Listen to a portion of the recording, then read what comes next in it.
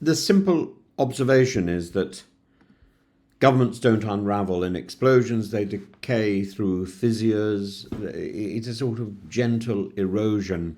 And right now, the Labour government is undergoing an erosion. It's showing its stress lines. The economy stutters, inflation climbs. The once carefully choreographed unity between Rachel Reeves and Angela Rayner is now a strained duet edging towards discord. And all of this, really, within 1 year. That is extraordinary. At the heart of this drama is the budgetary black hole, which the government has tried to blame on the Conservatives, but frankly, much of it appears to be of their own making.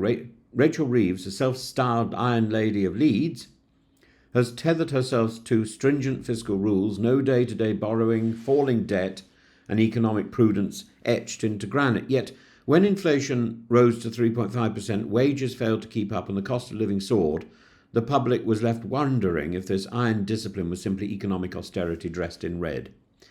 And then there's Angela Rayner, Labour's Deputy Prime Minister, whose leaked memo is a salvo from the left. Her memo, sent in March ahead of the spring statement, proposed 8 tax hikes targeted at the wealthy, from reinstating the pension's lifetime allowance to a dividend tax rise, a bank surcharge, and inheritance tax reforms. The estimated take, around £4 billion.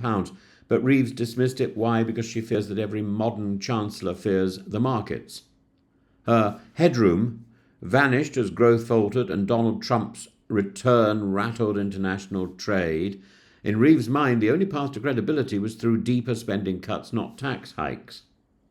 And among the more disturbing of these cuts is the proposed restriction to personal independent payments, the PIP thing, which supports 800,000 disabled individuals. And Reeves frames this as reform, but to many in the Labour ranks it smells of retrenchment.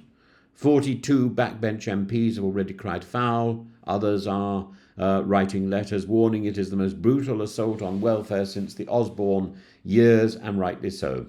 Let's be honest. Britain's welfare system is not too generous. It's too chaotic, it's too punitive, it's too slow, it's too bureaucratic. But instead of redesigning it with humanity, we're now watching it shrunk under the weight of inflationary fear, political expedience, and dithering. Reeves's economic plan is meant to tame inflation, but curiously, her own policies seem to be feeding the beast.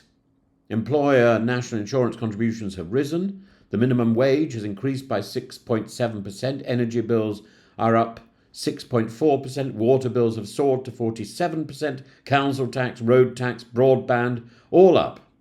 These are not natural phenomena. They are political decisions by the Labour Party.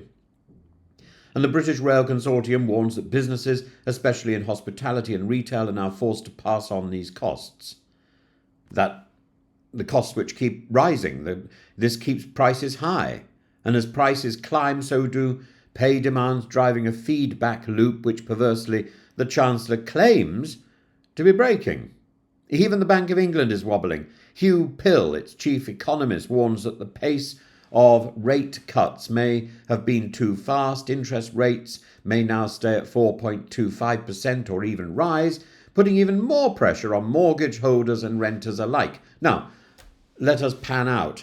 This is no mere budget debate. This is a battle of ideologies and biographies. Rayner, the trade unionist who left school at 16, versus Reeves, the Oxford-educated economist and ex-Bank of England official, however much that is glossed over from her CV. Rayner backed Corbyn. Reeves detested him. Reeves channels Thatcher. Rayner speaks to what's left of Labour's soul. The rift is no longer quiet.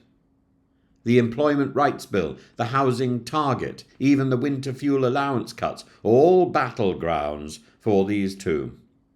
One of them wants to tax wealth, the other trims benefits. One wants redistribution, the other seeks stability. And Starmer? He is trying rather awkwardly to have both, and yet Starmer's time is perhaps limited.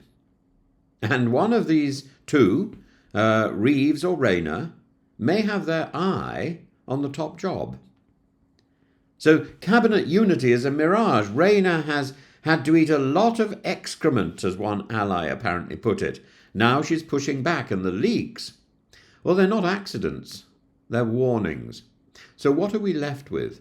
An economy caught in the crossfire between inflation and ideology, a Labour government divided between managerial orthodoxy and redistributive instinct, and a public, especially the disabled, the elderly, the working poor, watching the promises of progress dissolve into the old politics of cuts and confusion. As inflation creeps up and interest rates remain frozen, the question for Labour is not merely economic, it's moral. Who do they stand for? Who will pay the price? Because if PIP cuts go through and winter fuel is genuinely stripped back, it won't be dividend holders who suffer, it will be the cold, the disabled, the voiceless, and if Labour forgets that, they may well find that the cost of living is soon joined by the cost of governing. And Labour's base will disintegrate overnight. It's already fracturing, it's already cracking, it's already disappearing. What propped up this Labour majority may not prop up the next government after the general election. Indeed, the next government is unlikely to be Labour if the present trajectory continues.